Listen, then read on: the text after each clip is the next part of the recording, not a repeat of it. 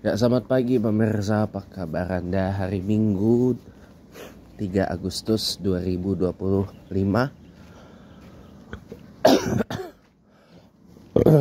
Anda bertemu lagi dalam Sunday bersama saya, James Cohen Smith Windsor.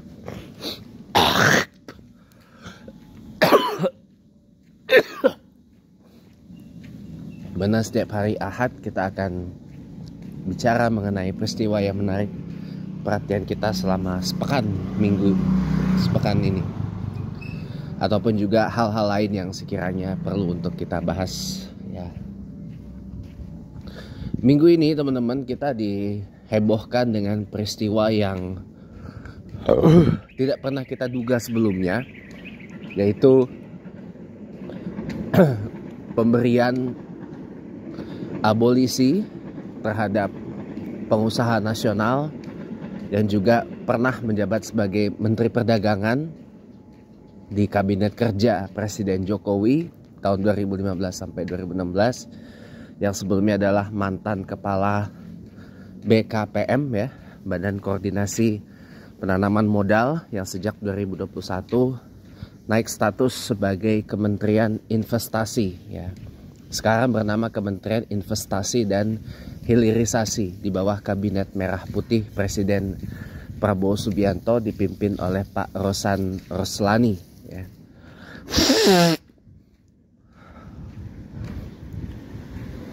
Dengan wakil menterinya adalah Bapak Todo Tua Pasaribu ya.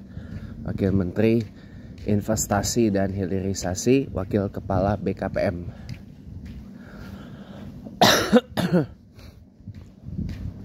Nah teman-teman,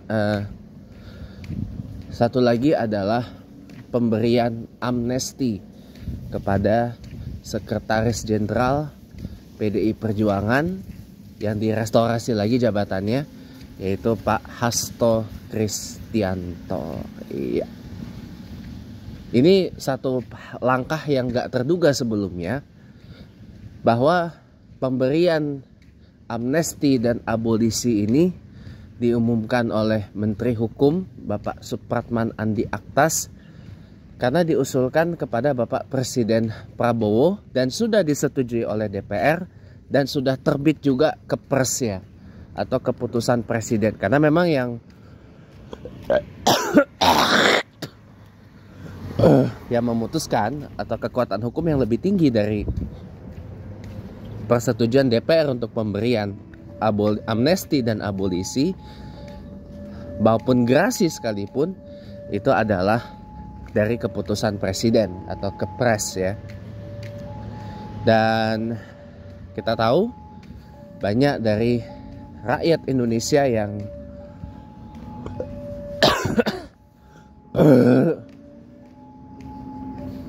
bentar ya, saya napas dulu. Banyak dari rakyat Indonesia yang menyambut baik pemberian abolisi terhadap Pak Lembong dan juga amnesti yang diberikan kepada Pak Hasto dan juga Pak Ongen. Pak Ongen ini adalah terpidana kasus penghinaan kepada mantan Presiden Jokowi.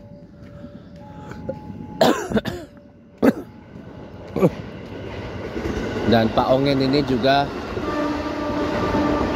merupakan pendukung sejati dari Pak Presiden Prabowo Subianto dan sudah menerima kepres amnesti dan akan dibebaskan dari penjara dalam waktu dekat. Tujuannya ada, jadi yang diberikan amnesti dan abolisi itu ada 4 menurut Pak Supratman Aktas ya. Pertama, kasus ya, salah diantaranya kasus politik, penghinaan pada presiden. Yang ketiga, mereka yang sudah usia lanjut, manula gitu. Dan yang keempat adalah karena hal-hal lain ya. Hal-hal yang bisa pertimbangan lain.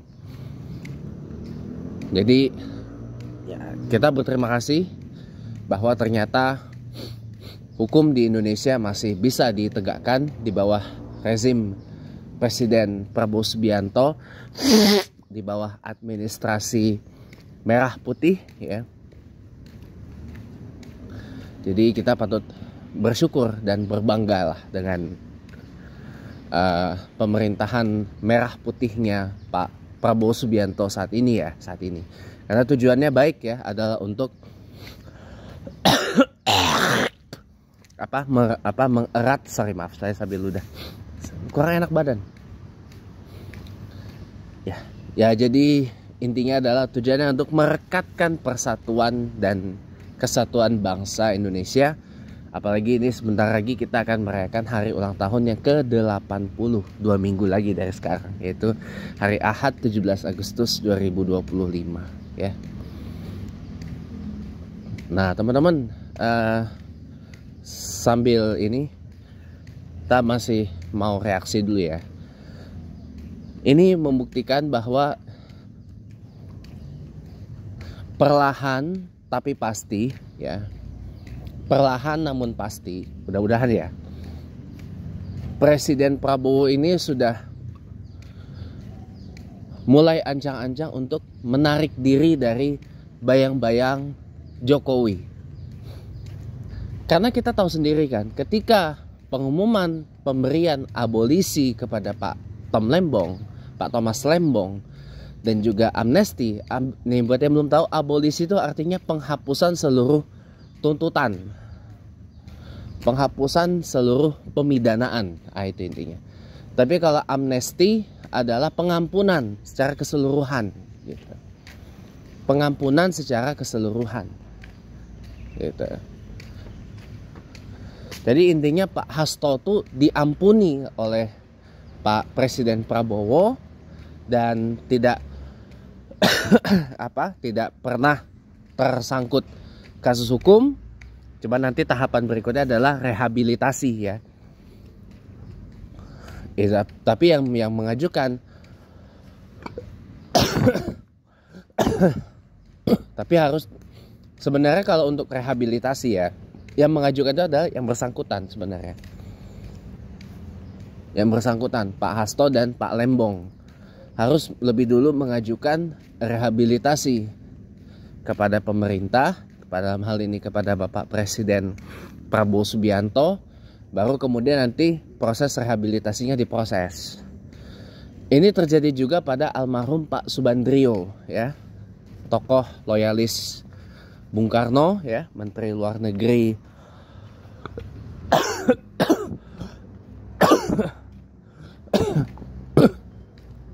di masa demokrasi terpimpinnya Bung Karno, di mana kita tahu sendiri Pak Subandrio ini adalah hampir dihukum mati oleh rezim Presiden Soeharto, Orde Baru, yang melakukan pembersihan besar-besaran terhadap orang-orang Bung Karno dalam langkah desoekarnoisasinya. Dan Pak Subandrio ini kemudian hanya dijatuhi penjara seumur hidup karena pertolongan dari mendiang Ratu Elizabeth II dan beberapa negara lain, sampai akhirnya bebas di tahun 95 setelah hampir 30 tahun di penjara karena alasan kesehatan. Tepatnya 29 tahun ya di penjara. Dan selanjutnya Pak Subandrio mengajukan rehabilitasi kepada Presiden Habibie dan kemudian dikabulkan. Beliau orangnya sudah meninggal tahun 2004.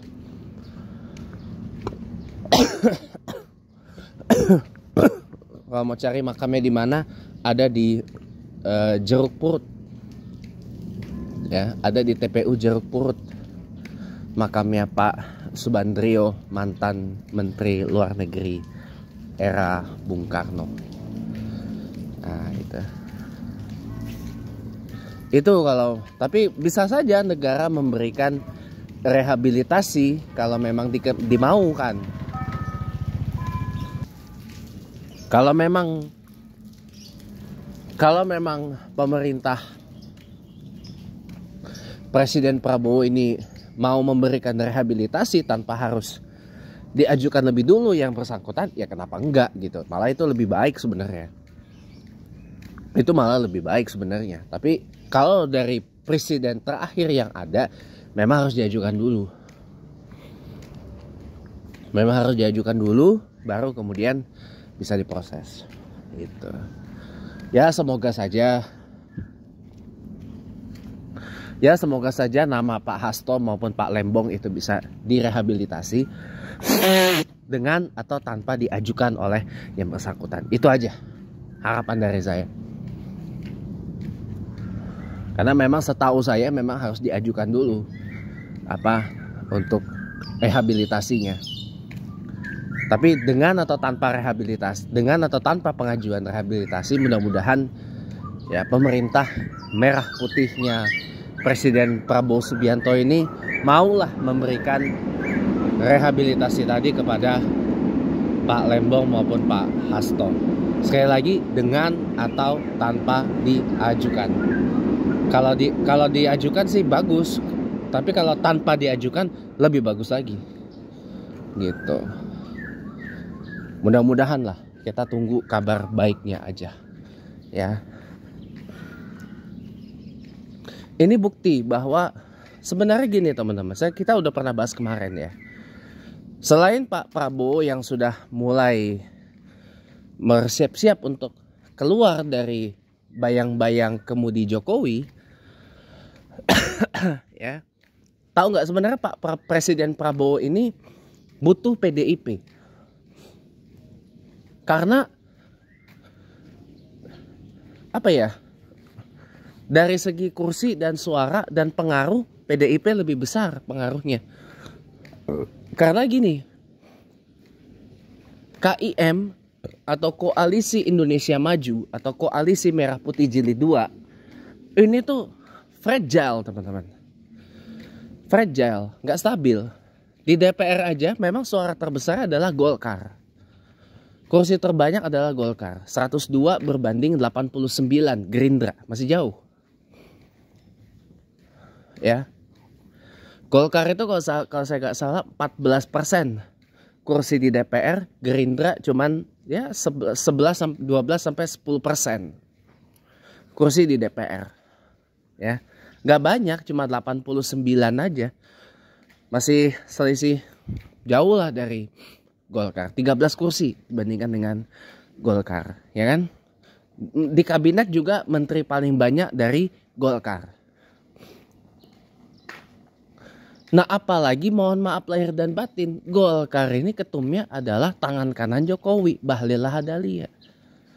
Ketua Dewan Pertimbangannya tangan kanannya Jokowi juga, Agus Gumiwang Kartasasmita. Tambah lagi Ketua Dewan Ekonomi Nasional, Luhut Panjaitan, itu yang ibaratnya itu ibaratnya the man behind Jokowi's policies. Orang dibalik kebijakan Jokowi adalah Luhut Panjaitan, Om Tante. Itu mastermindnya kabinet kerja maupun kabinet Indonesia Maju itu adalah Luhut Panjaitan. Diangkat sebagai Ketua Dewan Ekonomi Nasional, ya ambruk lah. Luhut juga pasti punya peran di Golkar. Seperti yang saya bilang kemarin, Golkar ini ada beragam faksi. Faksi terbesar di Golkar sekarang adalah faksi yang pro Jokowi. Dengan prominent tokoh 3 tadi udah disebut, selain beberapa nama lain seperti Airlangga, Bambang Susatyo dan lain-lain. Ada juga faksi Bakri yang pro Prabowo Tulen. Ya, faksi Bakri. Ada faksi Yusuf Kala yang anti Jokowi. Ya, tapi faksi Yusuf Kala sudah mulai dorman sebenarnya, dibandingin dengan faksi Bakri, kalau saya mau kasih tahu. Ya, faksi Bakri itu prominent tokohnya siapa aja selain Abu Rizal Bakri dan Anindya Bakri? Ada banyak. Lanjutannya setelah yang mau lewat ini dulu ya. Welcome back teman-teman. Jadi sebelum lanjut ya, orang pasti akan ngomong, Bang James kok ngomongin politik mulu dan sebagainya. Lah saya basicnya lulusan SMA IPS. Saya basicnya lulusan Visipol, ya kan.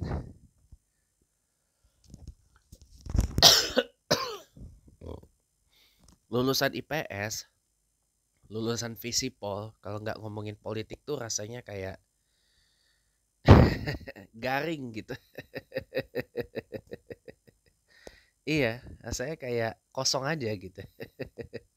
Apalagi di tempat saya di UT itu digabung dengan hukum. Jadi namanya FHISIP ya. Fakultas Hukum, Ilmu Sosial dan Ilmu Politik. Nah, lebih paripurna lagi tuh. Karena biasanya di tempat lain, khususnya di PTNBH yang lain itu dipisah. Fakultas Hukum dan Fakultas ISIP-nya. Gak usah jauh-jauh lah, yang di Jabodetabek aja. Di UI aja FH sama FISIP-nya bisa gitu. Ada lagi satu lagi pecahannya, FIA, Fakultas Ilmu Administrasi.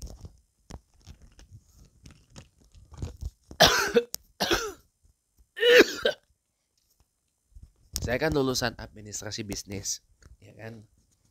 Nah itu di UI ada, tapi dia masuknya ke Fakultas Ilmu Administrasi, udah fakultas tersendiri, udah tidak lagi berada dalam naungan Visipol UI. Gitu. Jadi kalau lulusan Visipol nggak ngomongin politik tuh rasanya kayak ya gitulah.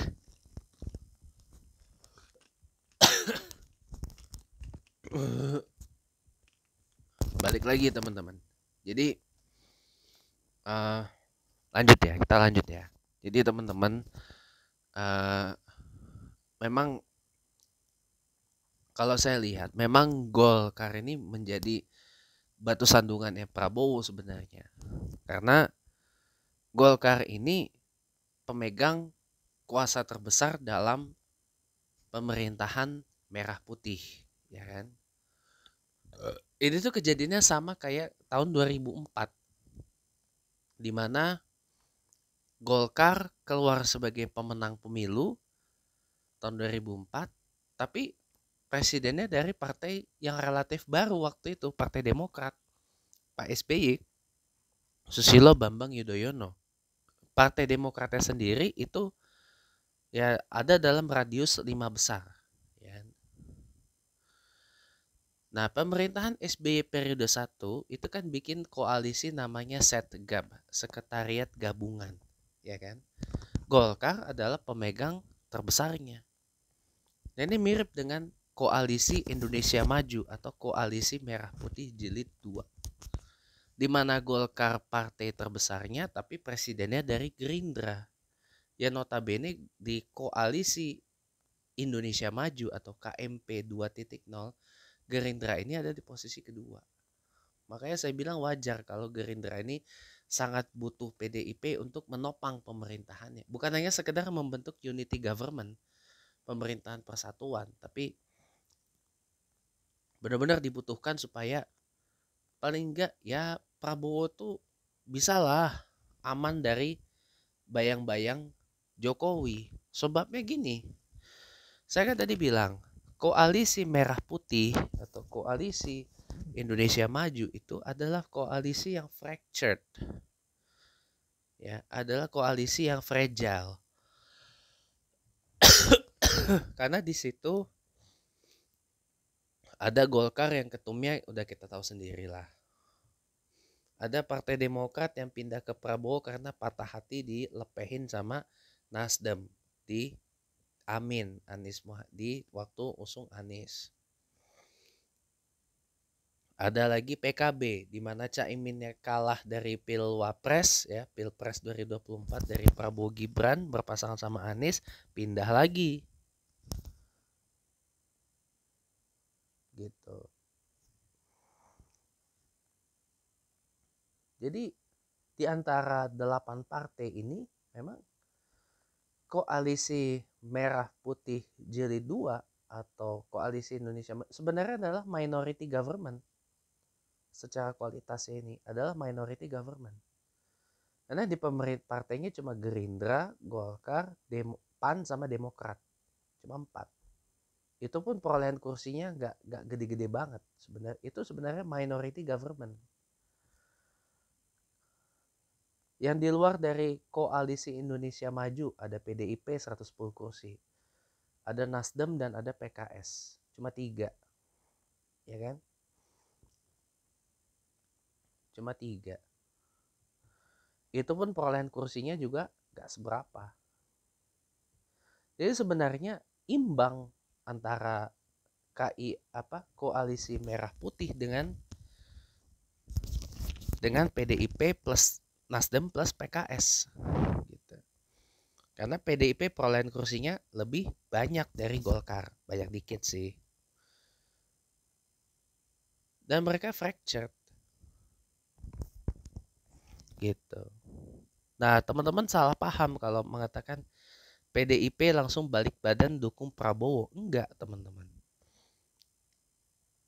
Narasinya tuh begini. Saya betulkan narasinya ya.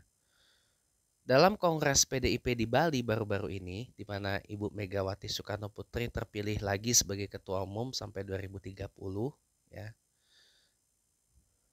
Dan itu jujur saya sangat mendukung, saya sangat welcome, saya ucap tahniah, saya ucap selamat kepada Ibu Megawati Soekarno Putri, Ibu Presiden Megawati Soekarno Putri yang baru terpilih kembali sebagai ketua umum PDI Perjuangan sampai 2030, yang dimana saya tahu banget memang sosok Ibu Megawati masih dibutuhkan sama PDIP sebagai ketua umum sampai at least 2040 ya.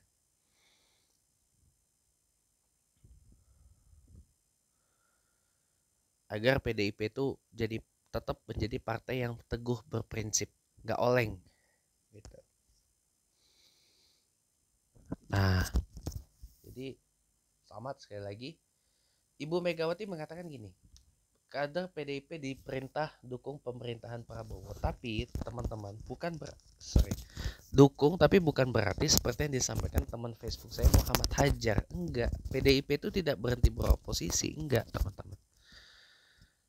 PDIP kan sudah menyatakan sebagai penyeimbang. Nah, dukungan yang diberikan oleh PDIP itu bentuknya adalah confidence and supply. Dukungan dan kepercayaan. Bukan mendukung penuh, bukan bagian dari KIM, enggak, bukan. Bukan, tapi confidence and supply seperti yang dilakukan Nasdem dan PKS. PKS kan baru kemarin tuh ketemu sama Presiden Prabowo di Istana Merdeka, ya kan? Itu pun sama, PKS memberikan confidence and supply kepada Presiden Prabowo. Gitu teman-teman konsepnya. Apa itu dukungan dan kepercayaan, confidence and supply? Dukung, percaya, tapi tidak masuk dalam pemerintahan. Mereka tetap di luar pemerintahan, di luar dari administrasi merah putih Presiden Prabowo, PDIP dan PKS ini. Tapi lebih ke arah tetap menjalankan kewajiban sebagai checker and balancer. Pengawas dan penyeimbang. Gitu maksudnya. Jadi bukan berarti langsung pindah ke KIM, enggak. Tapi tetap beroposisi, tapi lebih ke memberikan kepercayaan dan memberikan dukungan agar Presiden Prabowo ini bisa menjalankan administrasi merah putihnya ini dengan benar, dengan bagus, dengan baik gitu ya. Dengan meluncurkan kebijakan-kebijakan yang pro rakyat dan sebagainya. Itu yang dimaksud oleh Ibu Megawati, itu bukan berarti berhenti beroposisi, salah. Itu yang dimaksud kemarin kenapa PKS ketemu sama Bapak Presiden Prabowo kemarin di Istana Merdeka. Bukan berarti berhenti beroposisi, siapa bilang. Itu mereka PDIP dan PKS tetap di luar pemerintahan, di luar kabinet merah putih, ya kan? Tapi lebih ke arah tetap memberikan pengawasan gitu. Kalau benar bagus dukung, kalau salah ya dikritik gitu. Kalau salah ya diingatkan, ditegur gitu. Jadi bukannya berhenti, itu enggak lah, jauh gitu. Makanya teman-teman jangan suka memberi stimulan negatif lah kepada masyarakat politik kita gitu. Kalau mau beri stimulan negatif kepada masyarakat politik kita ya biarlah para termul yang ngerjain. Sekarang lihat, ketika Bapak Presiden Prabowo memberikan abolisi kepada Tom Lembong dan amnesti kepada Pak Hasto Kristianto dan juga Pak Ongen, ya. Coba lihat para termul ngamuk, gak karu-karuan, lupa daratan, lupa diri, gitu. Maki-maki Pak Prabowo jadinya. Bahkan konon katanya mau dimakzulkan. Ya silakan aja usul. Ya silakan aja lempar usul. Itu kan sah dalam negara demokrasi, itu kan sah. Saya bilang ya silakan aja coba usulkan kepada pimpinan MPR DPR. Mau makzulkan Prabowo. Silakan aja usul. Bukan cuman ngerengek di medsos saja. Silakan usul seperti dilakukan oleh para purnawirawan jenderal TNI kemarin yang memberikan usulan pemakzulan kepada Wakil Presiden Mas Gibran Raka Buming Raka itu kepada pimpinan MPR DPR. Ya udah, coba usulkan. Gitu. Coba usul kepada pimpinan MPR DPR gitu.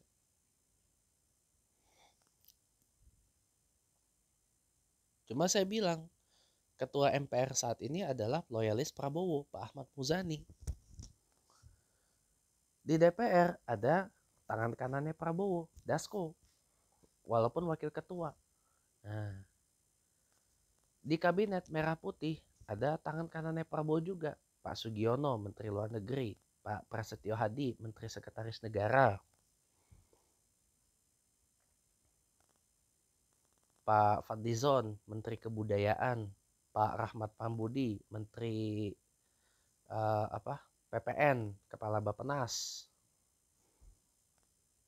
Oh.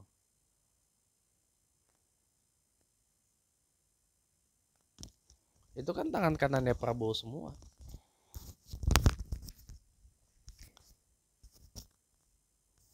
Iya, tangan kanannya Prabowo semua. Nah, silakan coba hadapi itu. Nah, silakan coba hadapi.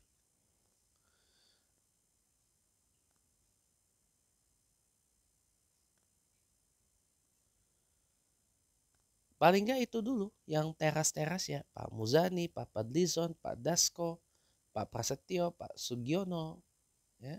Konon katanya Pak Sugiono ini mau didapuk sebagai sekjen barunya Partai Gerindra gantikan Pak Ahmad Muzani. Gak tau lah itu benar apa enggak, itu terserah yang ono lah. Terserah ono mau gelar kongres luar biasa di rumah pribadinya Pak Prabowo di Hambalang mah itu urusannya ono, bukan urusan saya itu.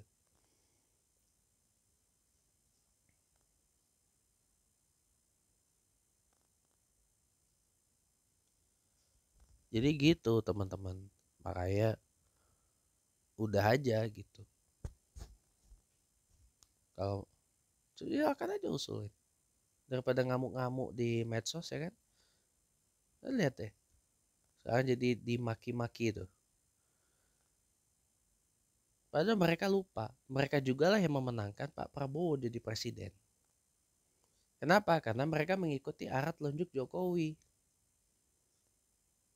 Karena coba nanti saya mau lihat bagaimana seorang dedengkotnya termul, Sylvester Matutina, Immanuel Ebenezer dan teman-teman lain menyikapi hal ini. Silakan ya. Saya mau lihat. Atau Budi Aristiadi itu, yang sekarang Menkop, Menteri Koperasi. Immanuel Ebenezer, Wamenaker, Wakil Menteri Tenaga Kerja, ya. Coba saya mau lihat bagaimana para dedengkotnya termul menyikapi hal ini. Saya mau lihat, benar. Yang dibawa termul aja udah pada ngamuk gara-gara ini, maki-maki gak karu-karuan ya kan. Padahal mereka juga yang memenangin Prabowo. Makanya kan saya udah bilang sebelumnya, mereka tuh sebenarnya bukan dukung Prabowo, terpaksa dukung Prabowo karena ada Gibran di situ. Gibran dimasukkan sama Jokowi jadi running mate-nya Prabowo, menanglah Prabowo pakai Jokowi efek itu. Kalau gak pakai Jokowi efek, Prabowo tuh capres abadi terus. Nanti 29 nyalon kalah, 2034 nyalon lagi. Begitu aja terus. Nggak udah.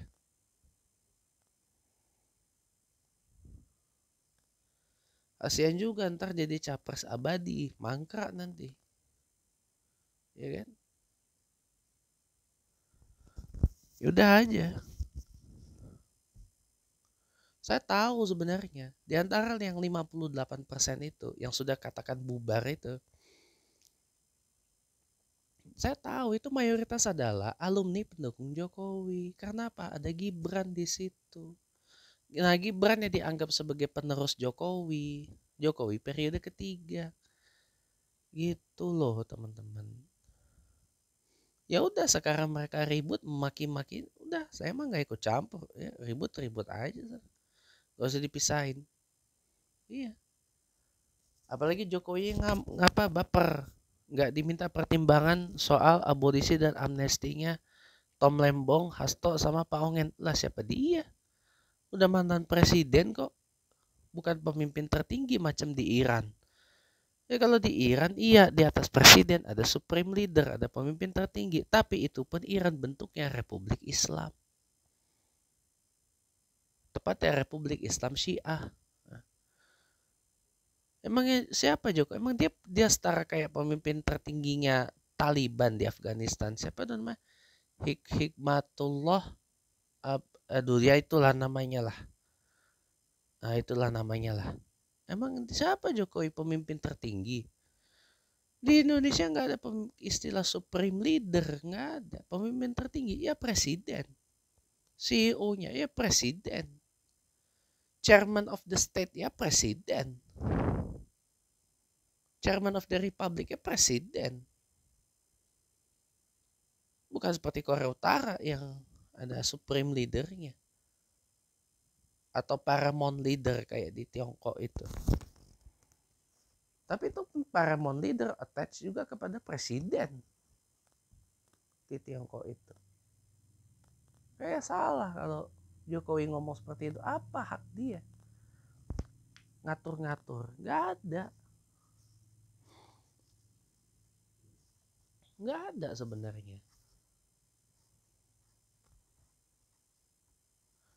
Waktu Prabowo perintah Ridwan Kamil Suswono nggak gugat hasil Pilgub Jakarta, tadinya OTW mau gugat ke MK.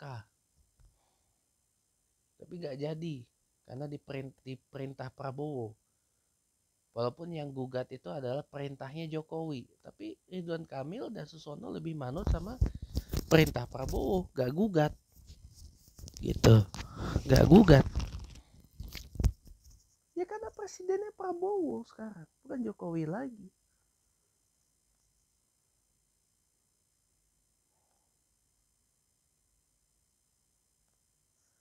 Jadi itu yang membuat saya kesel itu. Ngapain Jokowi harus buat pernyataan seperti itu? Gak dilibatkan dalam apa amnesti dan abolisi. Ngapain? Gak diajak bicara. Ngapain? Emang ada guna ngajak lo bicara? Kagak ada. Oh presidennya presiden Prabowo kok. Amnesti, grasi, abolisi itu hak prerogatif hak konstitusional presiden.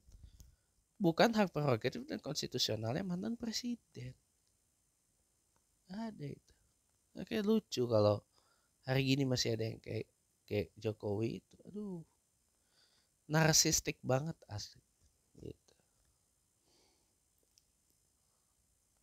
Jadi intinya minggu ini ya kita mendapat kabar yang menggembirakan. Intinya ya pokoknya semoga kita nanti sambut hari ulang tahun ke-80 kemerdekaan Indonesia dengan sukacita, dengan riang gembira, dan mudah-mudahan aja ada hal-hal baik yang nanti akan datang di masa-masa pemerintahan merah putih Presiden Prabowo ke depan. Kita doakan mudah-mudahan jangan sampai terjadi hal-hal yang tidak diinginkan ya. Dan yang paling penting lagi adalah ini bulan kemerdekaan, saatnya kita kibarkan bendera merah putih di rumah-rumah kita, di kantor-kantor kita, di masjid tempat ibadah kita, dan di tentunya di lubuk hati jiwa raga kita. Merah putih di atas segala-galanya.